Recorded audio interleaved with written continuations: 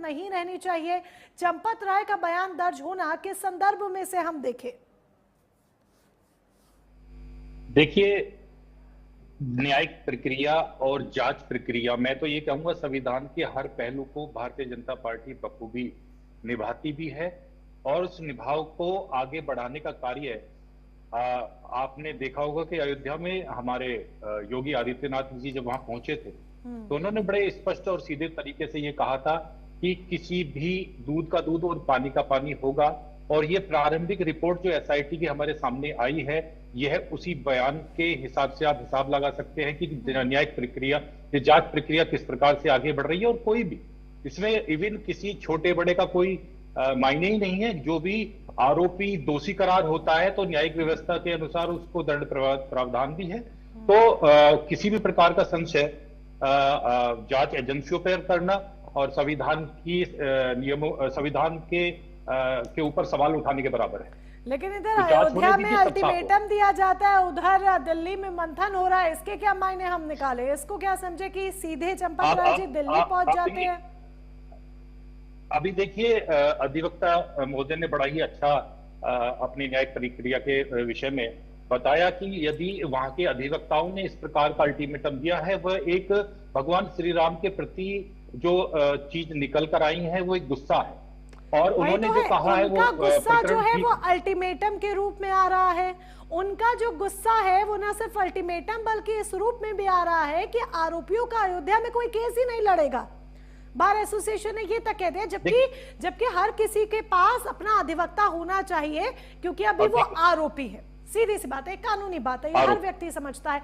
लेकिन दिल्ली में जो मंथन हो रहा है, चंपत राय जी की जो दिल्ली दौड़ लगी, उसके क्या मायने हम निकाले? सीधे दिल्ली पहुंच गए।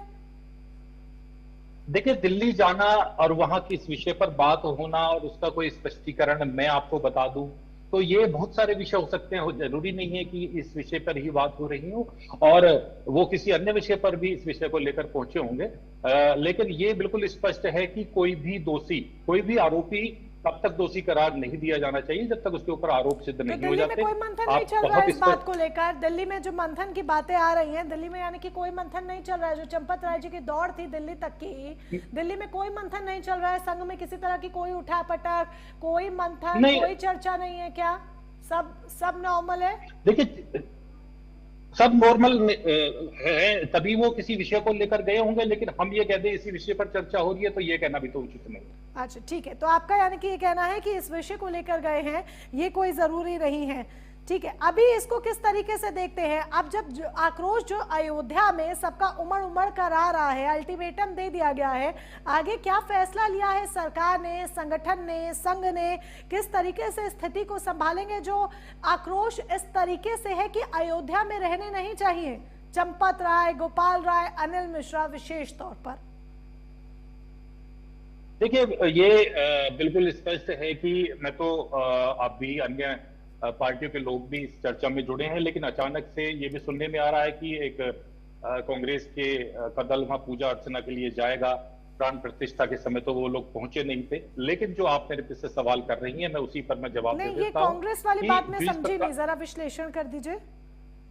हाँ, मैं ये कह रहा हूं कि कांग्रेस का आपने वो भी रूप देखा होगा कि जब राम मंदिर का जजमेंट आया था तो काली पट्टी बांधकर विरोध करने का कार्य भी इन लोगों ने नहीं किया था। दूसरा, इनका समाजवादियों का तो जब भी कोई बात आती है तो एक बात बड़ी स्पष्ट हो जाती है कि भगवान राम के प्रति जो संघर्ष था उस पर गोली चलवाने का कार्य, दिगंबर अखाड़े को गोली लगी, कोठारी बंधुओं को गोली लगी, रामचंद्र गुप्ता जी को गोली लगी। और ये जांच जो आज चल रही है, ऐसी जांच केदारनाथ के समय केदारनाथ में भी हुई थी 2014 और आदेश पर जिन्होंने गोली चलाई और आदेश पर जिन्होंने गोली चलाई उनको तो आप ट्रस्ट का सीईओ बनाने पर विचार विमर्श कर रहे हैं। उनको तो सीधे आप ट्रस्ट के सीईओ के तौर पर नवाजने जा रहे हैं। आप ये जानते हैं कि कंट्रोलिंग किसके हाथ में होती है? क्या मुलायम सिंह जी के बिना कहे पर गोली चलवा दी गई? शुरुआत की बात नहीं है ये राम जी की आस्था का विषय है। और आज चंपत राय जी और दूसरे जो हमारे इसमें अनिल मिश्रा जी हैं, दोनों ने इस्तीफा दिया है और ये जांच आगे बढ़ेगी। मैं किसी को अभी भी यही कहने के मैं योगी जी के उस बयान को कोट करते हुए आगे बोल रहा हूं कि यह जांच आगे बढ़ेगी और इसमें कोई भी दोषी होगा जब तक हम किसी विशेष व्यक्ति के ऊपर आरोप सिद्ध नहीं कर सकते, तो आगे ये जांच का विषय है, इसको आगे बढ़ने दी। तो अभी जांच का विषय है, मामले